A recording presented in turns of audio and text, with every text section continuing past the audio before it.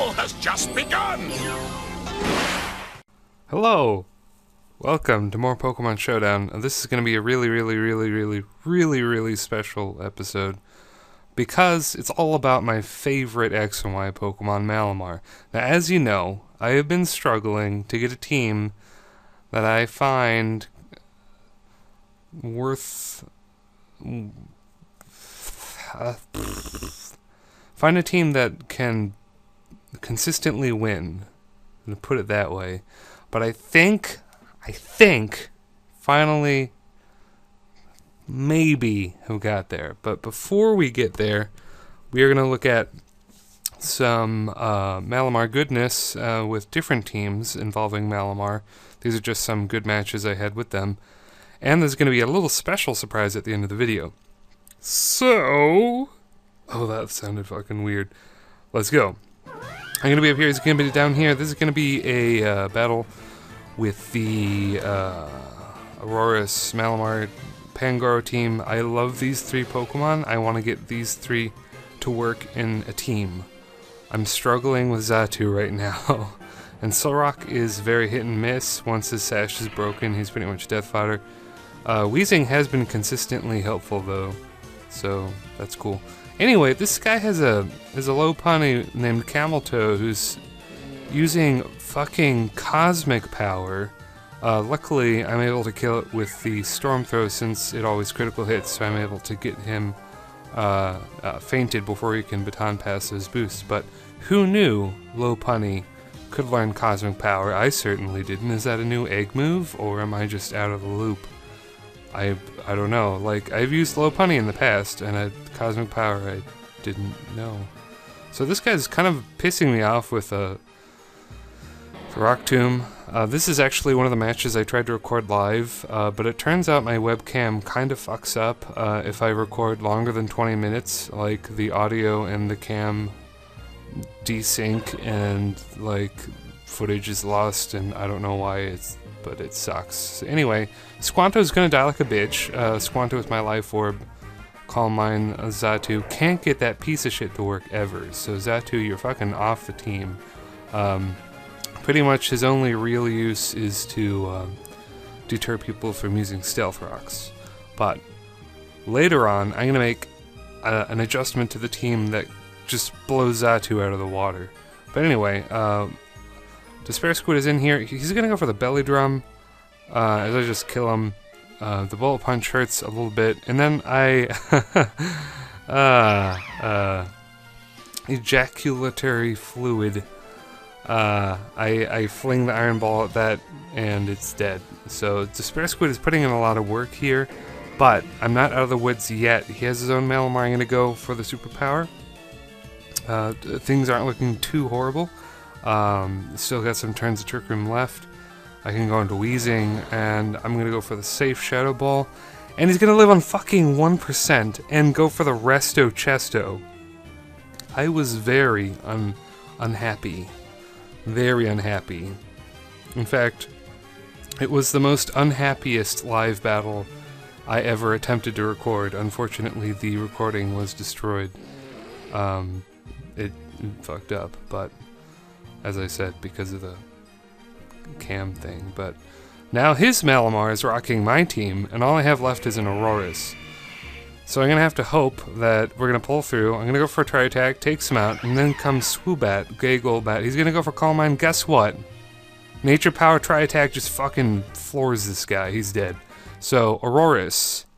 Really want to keep Aurorus on the team, really want to keep Pangoro on the team, really want to keep Malamar on the team. They're the Triforce of NU goodness, and they're so awesome and fun to use, especially because they are brand new X and Y Pokemon.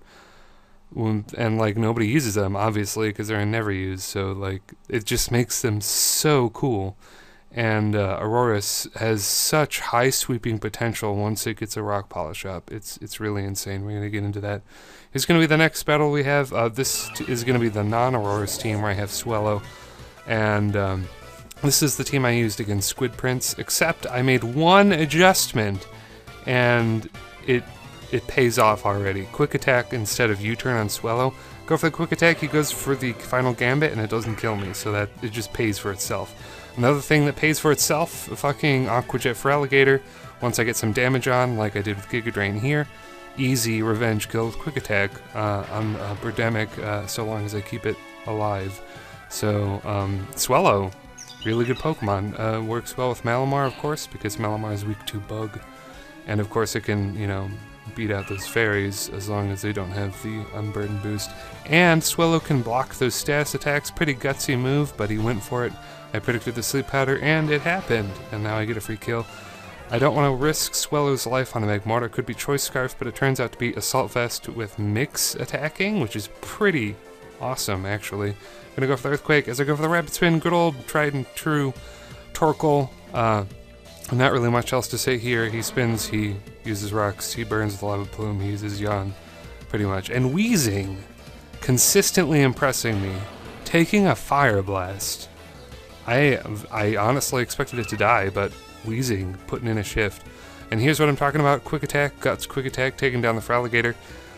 Now comes to Mew-Spirit. For some reason, Mew-Spirit always go for Psyshock, so I'm going to go into Pangoro and absorb that, and most Mew-Spirit are locked into, like, Specs or Scarf, so he's going to switch out as I go for Crunch, does loads for Fraxer, and then I just 2-hit KO him, and now Mew-Spirit is in.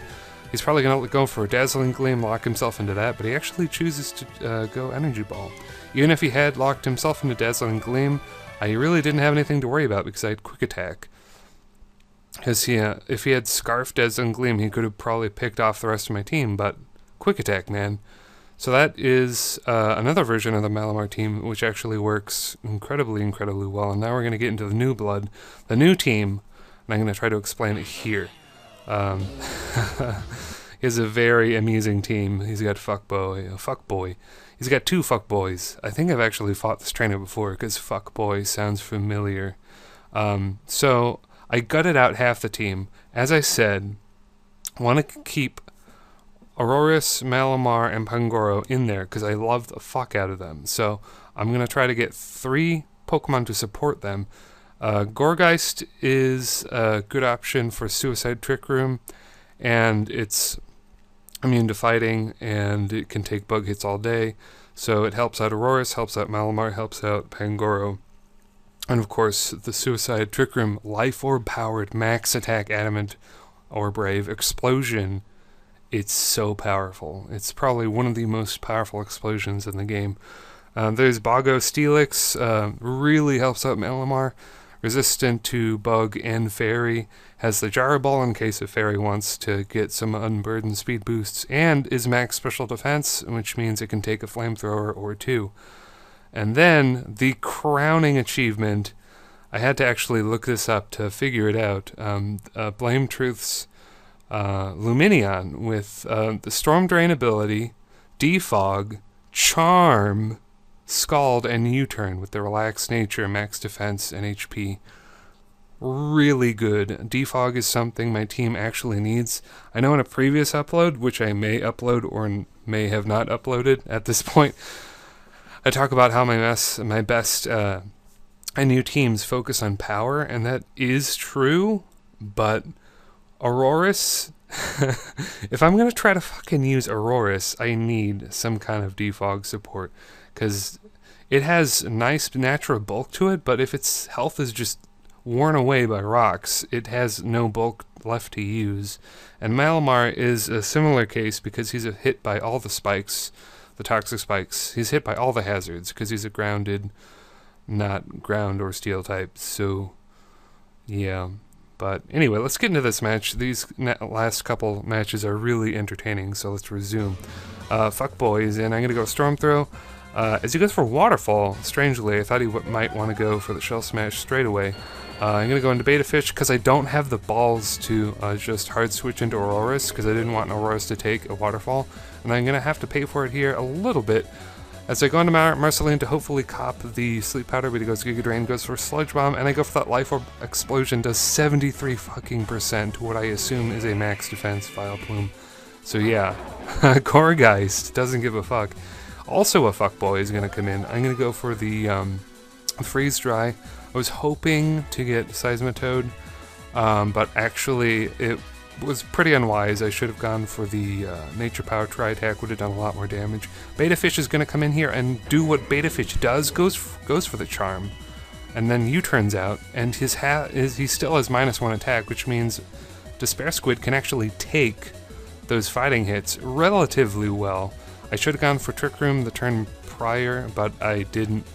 I now realize that I'm committed to Malamar, so I'm going to go for Trick Room and just keep going Psycho Cut, hopefully landing, scoring a critical hit so I can cut through those defense buffs, but unfortunately that's not going to be the case.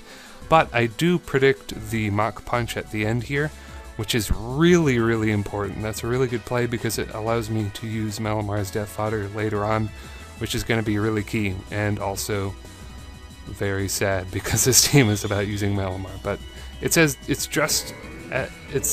much about using Malamar as it is using Auroras and Pangoro, though, so I really think it works on that level.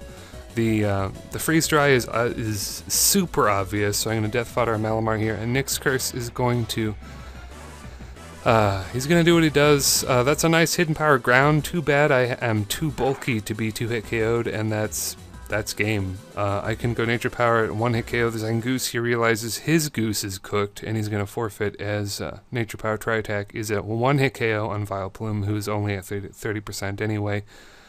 Freeze Dry is an easy 1-hit KO on Seismitoad, as well as Freeze Dry killing the fuckboy. So, this version of the team.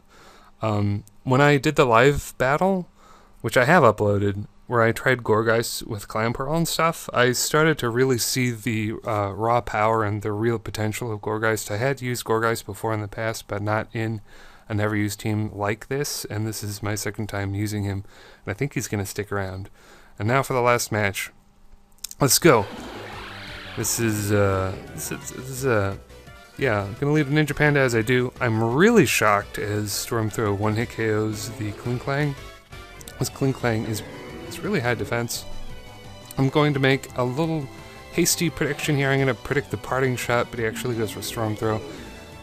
And so Malamar is gonna have to take some unnecessary damage, but it's okay because I have Marceline who can take on Lantern. Go for the Trick Room, go for that Life Orb, Max Attack Seed Bomb, just flattens Lantern. Gourgeist doesn't give a fuck about Lantern. For some reason, he's going to, like, completely waste his Zangoose. I don't know. I think he, like, forgot he was a part ghost or something. So, my opponent is kind of terrible as I just completely decimate half his team. With the explosion killing Iroh, which is a nice nickname. Now I'm going to Parting Shot. I want a Sleep Fodder Gold member, but he's actually going to miss the Sleep Powder twice, which is really unfortunate. He's going to hit it the third time, but that's all I was there for, to Sleep Fodder Steelix. So now I can go into Ninja Panda here. He's going to go for the Quiver Dance, and he's actually going to go for another Quiver Dance, perhaps predicting me to use Parting Shot again, or maybe he wanted more special attack.